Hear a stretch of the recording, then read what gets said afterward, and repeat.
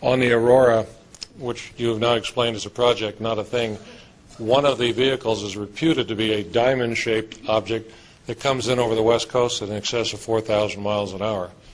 Do you know anything about that particular vehicle? I've heard rumors, but I don't have anybody I trust that's told me anything about it that I could discuss it. But you have to understand that as far back as late Vietnam War, we could make a radar signature on any radar in the world, see anything they wanted, with electronic countermeasures and ECCM, which is countermeasures.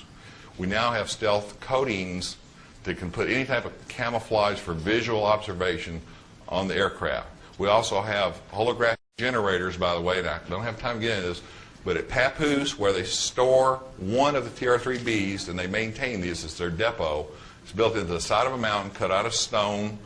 They have a holographic generator that generates the side of the mountain, and when you're 10 feet from the side of this mountain and looking into the hangar, you can only see a mountain.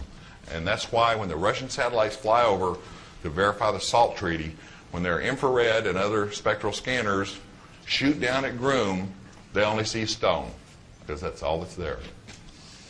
I'm sorry. Okay, a couple of questions that should have short answers. First one is, what do you think of Bob Lazar's story, and what the other previous gentleman just said? You're basically saying all we have from the reverse engineering is a flying triangle, so you're basically saying we do not have saucers. If we do, then they're extraterrestrial, which ties in with the Bob Lazar story. The other part is, last year Popular Science did an article that some of the black projects from Area 51 have been relocated to north central Utah. The reason being given is that the 1950s nuclear tests in the Area 51 have been kind of... on the first question. Let's stop there for a second. Oh, okay. First of all, everybody asks me about Bob Lazar, and I don't have anything negative to say about anybody I've never met, and I wouldn't say anything in public. But my only explanation is he might have seen the accelerator, which is a saucer. Okay. The second thing is, I showed the Brits last night, and I'm not going to make a habit of doing this, so they've got it on film, almost 200 documents showing that I had crypto, special access, special programs to verify my credibility. Nobody has ever mentioned the goggles. If I forget everything I've ever known about black programs, I'll never forget feeling nauseous from wearing those damn things. So how do you forget something that causes you discomfort every time you leave a building? As far as Utah, absolutely. Yeah. There's nothing top secret at Groom anymore. The only thing that's left there is the stuff they've moved south that only need short runway or no runway. So that story is basically bogus, that they did not move anything to north central Utah. I don't know where they moved them to. I've disassociated myself from all the government 3 years ago to protect everybody I ever knew. My information is 3 years old. Don't know anything new. Don't want to know anything new. Okay. If Nellis isn't the most secret facility in Nevada, which is? If you've been listening, and I know I refer to my notes a lot, but this was done in a hurry. I had a lot of pressing things. The Defense Advanced Research Center. It's the coolest acronym in the world. Mm-hmm. DARC. Mm-hmm.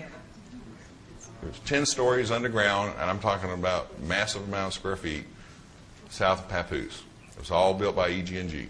Okay. That's the most classified place in Nevada, and I keep getting all these. Okay. One more. If the triangle is so super secret, why did they fly it over Europe for everyone to see? Okay, imagine as we will, and I'm stopping, and she's giving that look.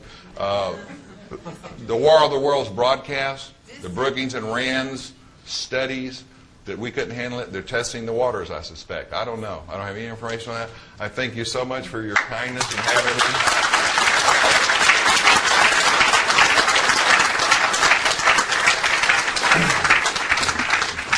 I'll be outside with cards that have web page information, email, ordering information, and even a couple of copies of my CD on behavioral modification. Thank you, Ed. Thank you very, very. I'm so glad you made it back.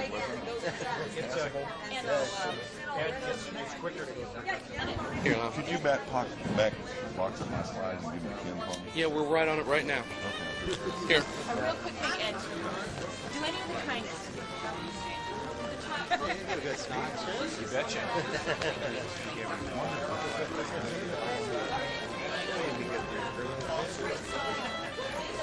mentioned in his last paragraph, 5.4, yes, we